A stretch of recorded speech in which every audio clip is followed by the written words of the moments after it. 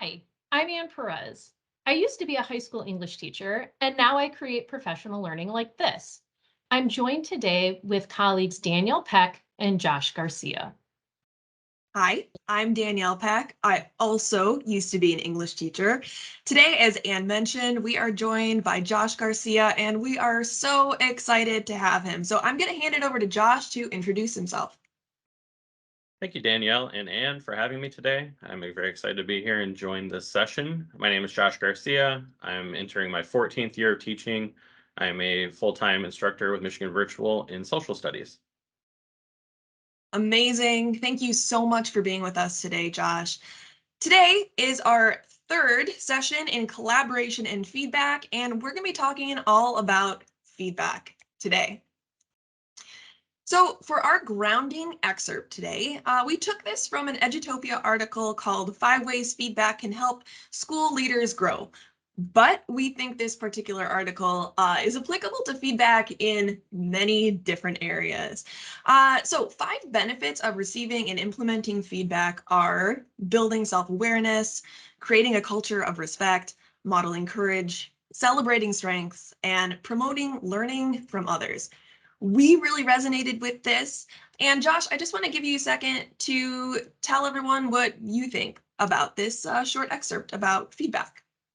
Yeah, absolutely. This was a fantastic article and a great find for kind of centering this discussion around feedback. I absolutely love that we talk about creating a culture of respect. I think respect is super important in our field. Um, the ability to kind of develop relationships to help have that respect between each other is something that's important that I'm going to speak to a little bit later. Celebrating strengths also resonated with me. I think oftentimes when we hear feedback, we think of negative feedback and, oh, we are afraid of feedback. We don't want feedback. But sometimes we're giving positive feedback. And I think it's important that that is part of the process of feedback as well. And also promoting learning from others. I think it's huge that we're constantly trying to improve and grow and learn, since that's what we're expecting out of our students.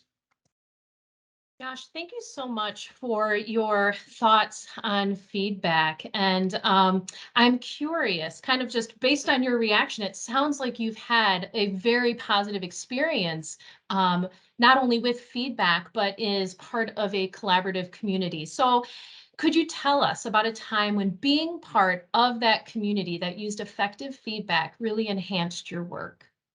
Yeah, thanks, Anne. I love that you call it collaborative community because I think that that is ultimately what we're striving for here.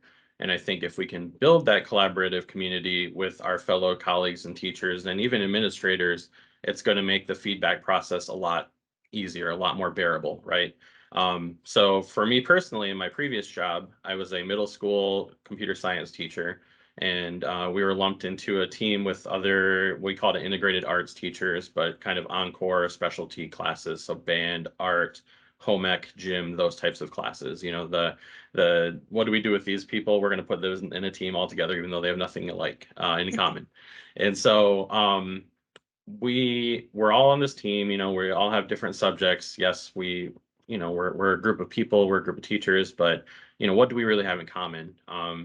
And so, as I started the job, kind of feeling it out for a little bit of time, and then as we got more comfortable with each other, we started to reach out to each other a little bit more. So the band director happened to be right next door to my classroom. And one day he knew I had a little bit of music in my background, and he came over and said, "Hey, can you come over and observe this class for me? I'm really struggling with these concepts and these students, and I just want to see what you think is going on in this classroom." And I thought, oh, this is really nice of him to invite me over. This is cool. I didn't know I could do that. This is going to be a cool experience. So I was able to go over and observe. And afterwards, I'm kind of thinking, all right, I don't know what he's looking for. I don't know what kind of feedback he's looking for. I don't know how comfortable we are.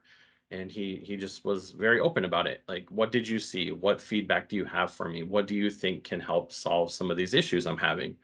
And so we had a very open conversation and a very honest conversation. And I thought, this is fantastic. Like, this is why aren't we doing this more as professionals? And so, what started as maybe once in a while having him come over or having me go over to his classroom turned into me asking the return favor. Hey, can you come over to my classroom? I'm struggling with this student or these groups of people, these concepts. Can you just see what you're seeing? Give me feedback. Tell me what you're seeing. And him being vulnerable in that moment and open in that moment really help deepen our relationship as colleagues, as professionals, and to have somebody to collaborate with and bounce ideas off of and give feedback to was great. So over time, we started doing it more often, going to each other's classrooms, and then we started developing that same idea with our whole team. So we would go visit the home ec teacher. We would go visit the gym teacher, the art teacher, and having the ability to strengthen our relationships really made it a lot easier than to ask for feedback, to give feedback. And I think that it's a lot easier to hear things, positive or negative, from people that we respect, that we trust, that we have some kind of relationship with. And for me personally, as an educator, I think my philosophy is built around relationships, both with students, with administrators, with other colleagues. And so to have a community of people that could work together at this level was absolutely amazing. It's something that I strive to create, and no matter what I'm doing. So in my new job here at Michigan Virtual, because I'm only a year and a half in at this point, I'm trying to build these communities here too, because I think that it makes it a lot easier if we can have an existing relationship to then give feedback to each other.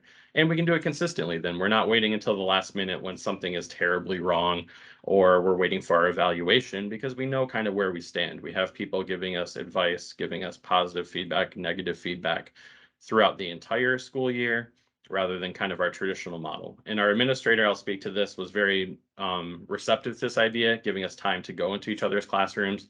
We'd often do it during our planning period, but they were very supportive. She said, if you need a building sub for an hour so you guys can do this, we love that you're doing this. So I know it's not always feasible for every district, for every situation, but having colleagues you can trust to give you that feedback, to work together, to problem solve, and to create a loop of feedback too, because feedback shouldn't just be, here's what you did right, here's what you did wrong. Okay, we're done.